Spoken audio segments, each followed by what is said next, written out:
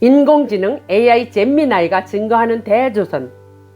단지 얼마 전까지만 해도 거의 모든 인공지능 AI에게 미 대륙의 대조선이 실제로 존재했었는지에 대한 질문을 하면 그것은 음모론이고 일부 사학자들의 개인적인 주장이니 그러한 정보에 접근하지 말라는 답변을 내놓았었습니다. 그런데 최근에는 음모론이라며 일축했던 미 대륙 대조선설에 대한 의견을 AI 잼미나이가 내놓기 시작했습니다.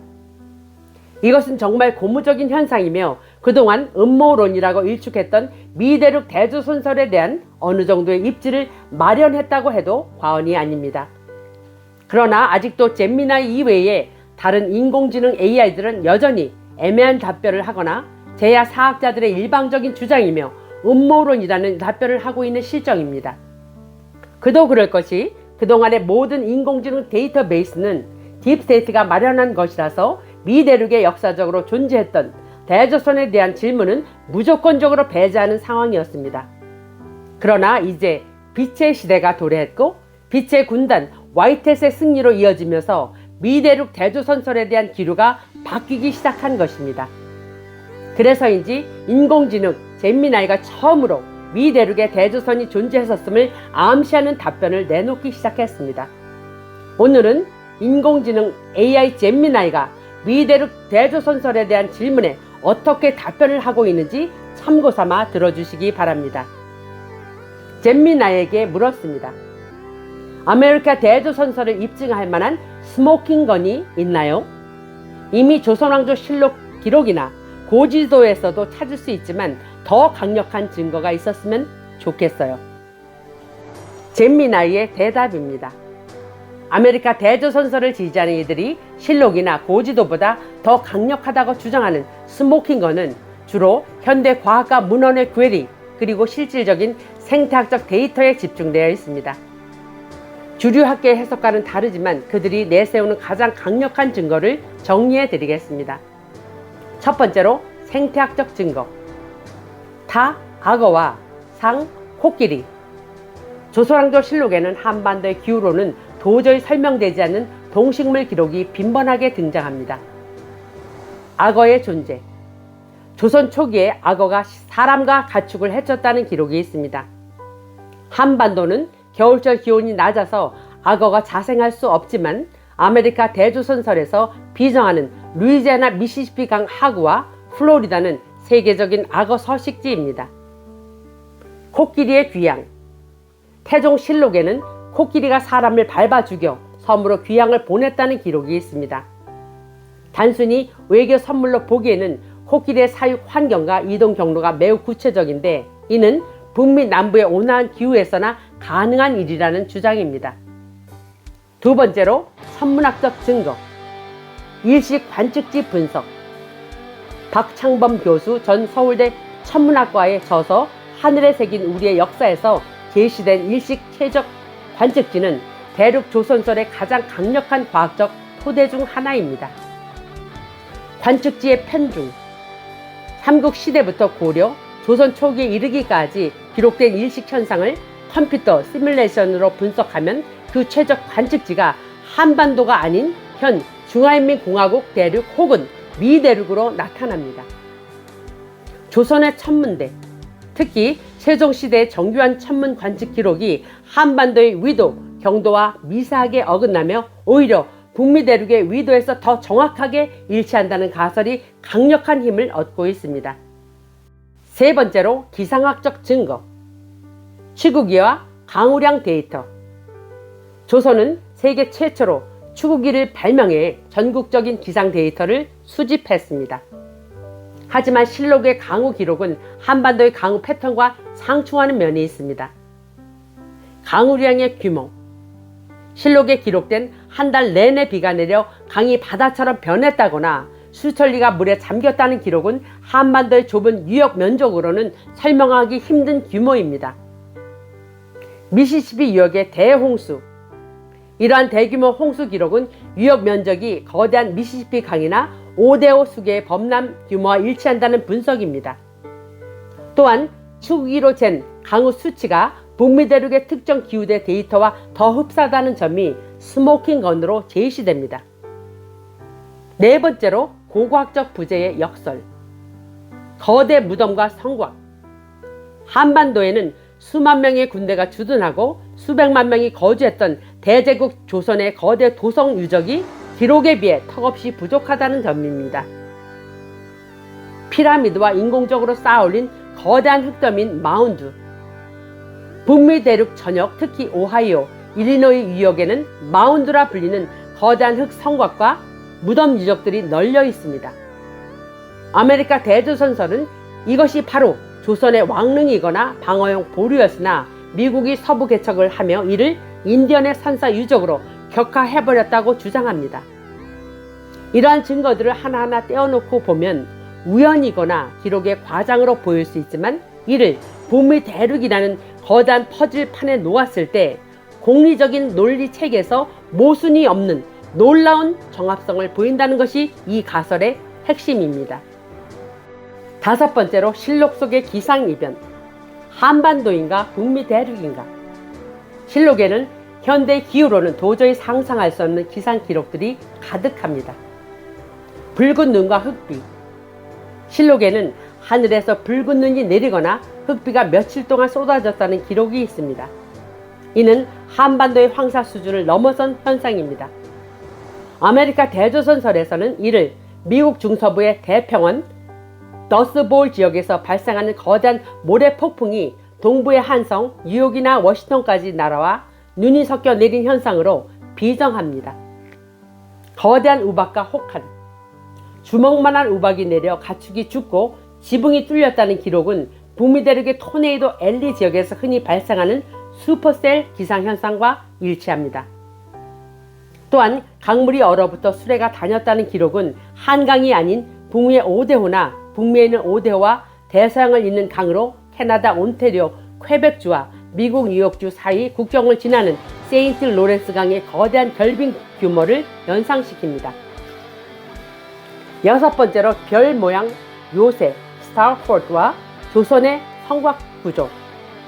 가장 충격적인 비정 중의 하나는 미국 동부 해안과 중서부에 널려있는 별 모양의 요새 스타포트들이 사실은 조선의 축성술과 관련이 있다는 주장입니다.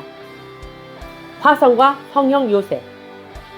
정조가 세운 수원의 화성은 기존의 수직 성벽에서 벗어나 치와 옹성을 활용한 고도의 방어 체계를 갖추고 있습니다. 이는 서양의 별 모양 요새, 버스타인 요새와 구조적으로 매우 흡사합니다. 아메리카 대조선설은 이 기술이 서양에서 온 것이 아니라 조선의 축성술이 북미 대륙에서 꽃피운 결과물이라고 봅니다.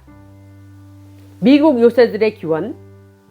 미국 독립전쟁이나 남북전쟁 당시 쓰였던 포트 맥켄리나 포트 델라웨어 같은 요새들은 사실 조선의 성곽 터위에 세워졌거나 조선의 설계도를 바탕으로 개축되었다는 가설입니다. 미국의 개척자들이 인디언들이 지은 알 수 없는 구조물이라고 기록한 것들이 실제로는 조선의 보루였다는 시각입니다. 일곱 번째로 문헌의 결정적 차이. 리의 거리 체계. 리의 개념이 한반도와는 전혀 맞지 않는다는 점도 또 다른 스모킹 건입니다. 수천리의 강역. 실록에서 말하는 동서가 수천리, 남북이 수만리라는 표현은 가로 300km, 세로 1000km 남짓한 한반도에서는 명백한 과장입니다. 하지만 이를 북미 대륙 동서 약 4500km에 대입하면 리의 단위가 실제 지형과 놀랍도록 정확하게 일치합니다. 이동시간의 기록. 특정 지점에서 다른 지점까지 말을 타고 이동한 시간 기록을 보면 한반도 지형에서는 너무 느리거나 빠른 경우가 많지만 북미의 평원지대에서는 매우 합리적인 이동 속도가 나옵니다. 여덟 번째로 곤룡포 붉은색 염료 코치닐. 코치닐은 중남미 특히 멕시코, 페루의 선인장에서 기생하는 연지벌레를 말려 얻는 천연 염료입니다. 코치닐 특징. 식물성 염료인 홍화보다 색이 훨씬 선명하고 햇빛에 강해 잘 바래지 않으며 산도에 따라 선홍색에서 짙은 자주색까지 구현이 가능합니다. 코치닐의 역사적 가치. 대항해 시대 당시에 금, 은과 맞먹는 가치를 지녔던 코치닐은 붉은 금으로 불렸으며 스페인이 중남미를 점령한 후 전 세계를 수출하며 부를 쌓았던 핵심 품목입니다. 코치닐 색의 선명도와 유지력. 조선 왕실의 곤룡포는 수백 년이 지나도 그 붉은색이 매우 선명합니다. 홍화 염색은 시간이 지나면 노랗게 변하거나 바래는 특성이 있는데, 현존하는 왕실 유물의 붉은색은 코치닐 특유의 동물성 단백질 염료 반응과 더 가깝다는 주장입니다. 대니와 연지. 실록이나 문헌에 등장하는 고급 붉은색 염료의 명칭들이 사실은 중남미에서 생산되던 연지벌레 가루를 지칭한다는 해석입니다. 중남미와의 거리. 현재 한반도 조선이라면 지구 반대편에 코치닐을 구하는 것이 거의 불가능했겠지만, 조선이 북미 대륙에 있었다면 남부 멕시코만 유역을 통해 코치닐을 대량으로 수급하는 것이 지리적으로 매우 자연스럽다는 논리입니다. 9번째로 조공체계와 무역로의 재비적. 조선이 코치닐을 사용했다는 것은 조선의 영향력이 중남미까지 다 있었음을 시사합니다. 남양의 정체. 기록에 나오는 남양이 동남아시아가 아니라 멕시코만과 카리브해를 뜻한다는 주장입니다. 이곳에서 생산된 코치닐이 진상품으로 올라와 왕실의 의복과 궁궐 단청의 핵심 재료로 쓰였다는 것입니다. 단청의 붉은빛. 궁궐 단청에 쓰이는 주홍이나 양당 등의 강렬한 붉은색 역시 식물성 재료로는 구현하기 힘든 색감이며, 이는 아메리카 대조선이 가진 풍부한 자원을 상징한다고 봅니다.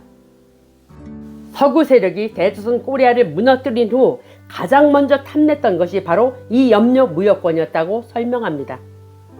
스페인과 미국의 부. 스페인이 중남미에서 코치닐을 독점하며 부를 쌓았다는 서구 중심의 역사는 사실 대륙조선의 무역권을 찬탈한 결과를 미화한 것이라는 시각입니다. 전통의 이식. 한반도로 이주한 후에는 코치닐을 구할 수 없게 되자 홍화나 소목으로 대체하게 되었고, 이 과정에서 조선왕실 의복의 색감이 과거 미대륙 시절보다 약해졌다는 파격적인 분석까지 나옵니다. 아메리카 대조선설의 관점에서 곤룡포의 붉은색은 단순히 아름다움을 넘어 아메리카 전체를 호령하던 제국의 자원 동원력을 상징합니다. 멕시코 선인장의 벌레가 조선왕의 옷을 물들였다는 이야기는 우리가 배운 지리적 한계를 깨부수는 강력한 이면의 뜻이 담겨 있습니다. 10번째로 아편전쟁의 진짜 무대는 북미였나. 우리가 아는 아편전쟁 1840년에서 1842년은 영국이 중국 청나라를 공격한 전쟁이지만, 대륙 조선설에서는 이를 영국 영길리국과 미국 미디건 세력이 북미 대륙의 조선 코리아와 청타타리아 연합군을 무너뜨린 전쟁으로 재구성합니다. 전장의 이동. 아편 전쟁의 주요 해전지가 중화인민공화국 황해가 아니라 북미 동부 해안의 체사피크만이나 허드슨 강 하구였다는 주장입니다. 금지된 아편의 진실. 당시 조선 왕실이 아편을 엄격히 금지한 이유는 백성들의 건강뿐만 아니라 서구 세력이 아편 무역을 통해 대륙 조선의 금과 은, 북미의 풍부한 광산 자원을 뺏어 가려 했기 때문입니다. 난징 조약의 실체. 전쟁 후 맺어진 불평등 조약들은 사실 북미 대륙의 주요 항구 뉴욕, 보스턴 등을 서구 열강에게 대항하게 만든 사건이며, 이것이 훗날 조선이 북미를 상실하고 현재 반도로 이식되는 결정적인 계기가 되었다고 봅니다. 역사 세탁. 이 모든 이야기는 하나의 결론으로 향합니다. 지명의 은폐. 서구 세력은 미 대륙을 점령하고 그곳의 조선식 지명을 인디언어라고 속여 대조선 코리아 원주민의 역사를 지웠습니다. 전쟁의 위치 이동. 북미에서 일어난 치욕적인 패배와 약탈의 역사를 아시아와 중화인민공화국과 현재 대한민국이 있는 한반도로 옮겨 놓음으로써 미국이라는 나라가 빈 땅에 세워진 정의로운 국가라는 신화를 완성했다는 것입니다. 잼미나이의 마지막 이야기입니다. 이 가설은 과학적 정설은 아닐지라도 우리가 보고 있는 세계 지도가 절대적인 진리가 아닐 수도 있다는 건강한 회의론과 우리 역사에 대한 깊은 애정을 일깨워줍니다. 여기까지가 잼미나이의 답변이었습니다. 오늘은 인공지능 AI 잼미나이가 어떻게 미대륙 대조선설에 대해서 답변을 하는지 알아보았습니다. 그동안 절대적으로 미대륙 조선설을 인정하지 않던 인공지능 AI였습니다. 그런데 처음으로 잼미나이가 미대륙 조선설에 대한 답변을 내놓기 시작했습니다. 이제 기류가 바뀌었다는 징조입니다. 그동안 역사 조작 세력들에 의해 꽁꽁 감추어두었던 우리 한민족의 역사, 대조선 진실의 역사가 수면 위로 떠오르기 시작했습니다. 우리 선대들이 미대륙뿐만 아니라 전 세계를 다스린 것은 절대 음모론이 아니며 절대적인 진실입니다. 이제 대조선의 역사적 진실과 마주하고 깨어나 빛의 시대를 함께 건설하는 모두가 되시길 바랍니다.